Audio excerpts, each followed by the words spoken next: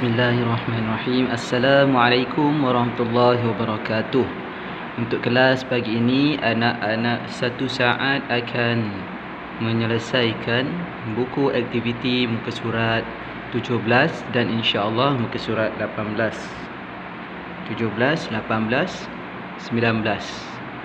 Dan Muallim akan tunjukkan bagaimana cara yang betul untuk menulis setiap huruf.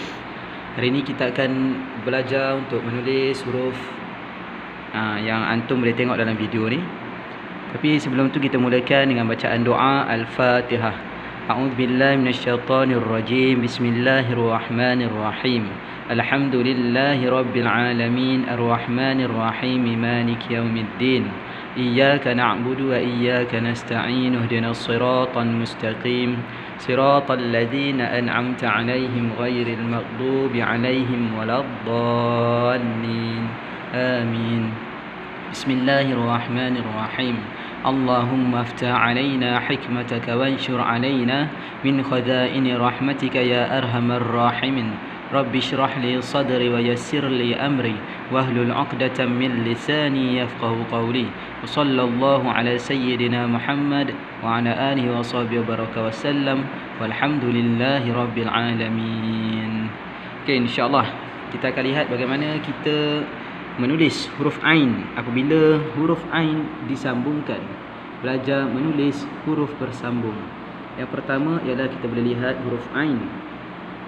Antum boleh lihat yang paling atas ini adalah contoh bagaimana apabila huruf ain itu disambungkan, sama ada ia berada di paling depan, berada di tengah-tengah, di hujung ataupun di hujung sekali dengan perkataan yang tidak boleh bersambung.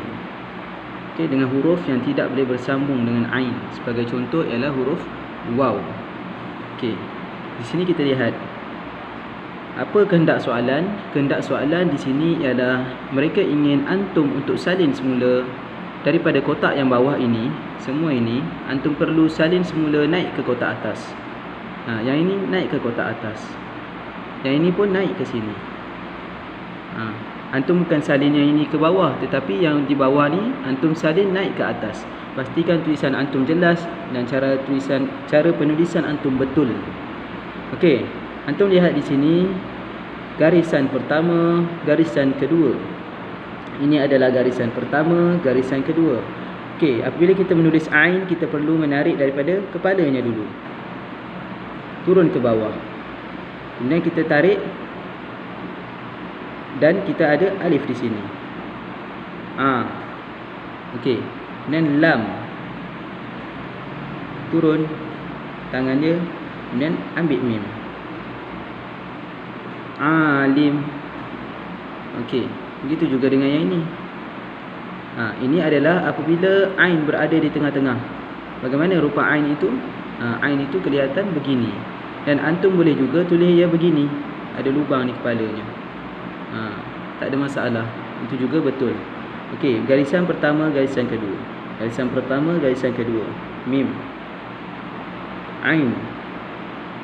Antum boleh tarik macam ni, ataupun antum boleh terus dia tarik dari bawah ke atas. Fa. Maaf. Dan garisan pertama, garisan kedua. Garisan pertama, garisan kedua. Maaf, kita kira dari atas. Garisan pertama, garisan kedua. Garisan pertama, garisan kedua. Ra. Kaf. Kita tuliskan kaki kaf dulu. Kaki kaf dulu kita tulis. Waw. Ain. Ruku'. Seterusnya kita lihat yang bawah, bentuk ghain dan ain adalah sama, maka cara penulisannya adalah sama. Apa kehendak soalan? Kehendak soalan ialah mereka ingin antum salin balik perkataan yang berada di bawah ni naik ke atas. Perkataan yang ada di bawah ni naik ke atas. Pastikan tulisan antum cantik dan jelas. Kita nak train bagaimana antum boleh menulis dengan baik supaya tulisan jawi antum boleh dibaca. Begitu juga dengan yang ni. Apa kehendak soalan? Kehendak soalan ialah tulisan yang di bawah ni antum bawa naik ke atas. Semua yang di bawah ni antum salin balik naik ke atas. Kemudian kita tengok pula kepada huruf kaf. Bagaimana apabila huruf kaf ini kita sambungkan dan ia berada di paling depan. Huruf asal kaf ialah penuh begini, ada mangkuk di bawah. Tapi apabila ia berada di depan, kita potong pada ekornya. Dan dia jadi begini. Dan apabila kaf berada di tengah-tengah dalam tulisan bersambung, okey, kaf akan ada di sini. Akan ada, ini bentuk kaf tadi, sama dengan ni, tapi kita tak ada di depan ni. Di depan ni tujuannya apa? Adalah untuk sambungkan dengan huruf yang ada di depan ni. Dan apabila kaf berada di akhir perkataan sebagai huruf yang terakhir dan ia boleh bersambung, maka kaf adalah penuh. Mangkuk untuk kaf ni adalah penuh. Ekor dia kita lukiskan penuh. Okey, yang ini adalah tangan untuk sambungkan dia dengan huruf yang sebelah kanan. Dan apabila kaf berada di kedudukan terakhir dalam perkataan, maka bentuknya sama seperti asal. Apa kehendak soalan? Soalan inginkan antum salin balik yang bawah ini naik ke atas. Okey.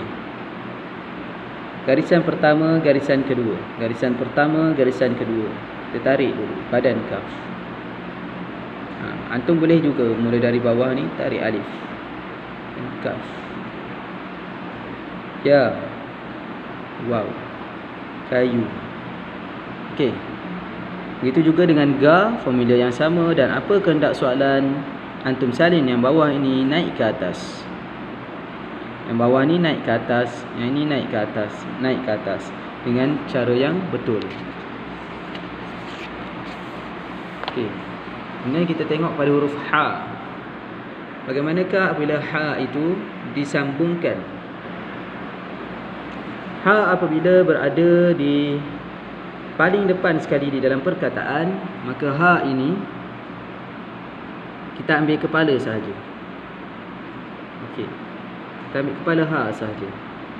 Apabila berada di tengah, kita ambil kepalanya dan ada ekor di sebelah kanan untuk sambung dengan huruf yang berada di sebelah kanan ha. Dan untuk huruf yang berada di sebelah kiri ha, kita boleh terus tarik sahaja.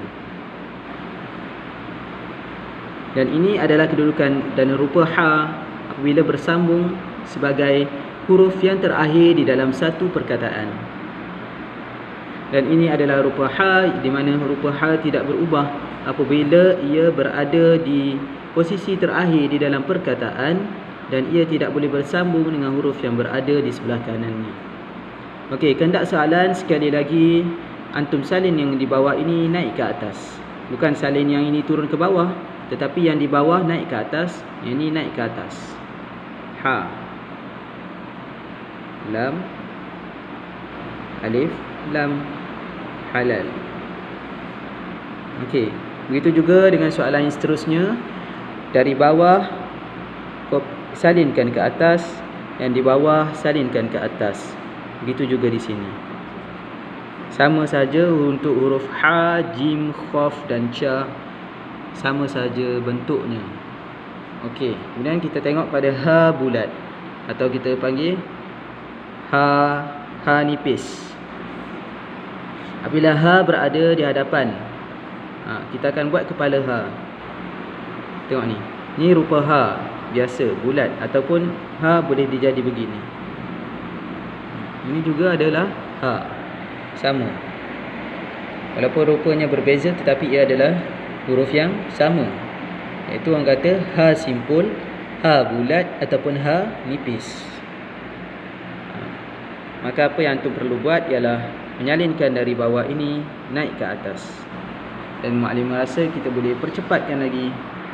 Antum pun dah boleh faham. Apabila huruf qaf ini berada di hadapan, apabila huruf qaf berada di tengah, apabila huruf qaf berada di hujung dan bersambung, apabila huruf qaf berada di hujung dan tidak bersambung. Yang ini salin ke atas, yang ini semua salin ke atas, ini semua pun salin ke atas. Begitu juga dengan huruf ta. Antum jangan salin yang atas ni turun ke bawah, tetapi yang bawah ni salin ke atas, yang bawah salin ke atas. Dengan cara yang betul. Muallim tunjukkan demonstrasi bagaimana antum menulis huruf qaf. Okey. Garisan pertama, garisan kedua. Garisan pertama, garisan kedua. Kita ambil dulu kepala qaf bulat. Turun ke bawah. Sebelahnya huruf ba. Bersedia untuk tulis ba. Sebelahnya huruf lam. Ta. Qiblat. Jangan lupa buburkan titik. Kemudian maknanya bagi contoh pada huruf ta. Ta juga sama. Yang bawah naik ke atas, yang bawah naik ke atas. Bagaimana untuk menulis huruf ta? Yang pertama kita perlu buat seperti huruf shad. Garisan pertama, garisan kedua, garisan pertama, garisan kedua. Ambil huruf shad dulu. Seperti huruf shad, terus huruf waw. Tapi apa bezanya? Kita perlu tambah tangan di sini. Ini ada huruf ta, alif, fa, tawaf. Begitu saja, simple.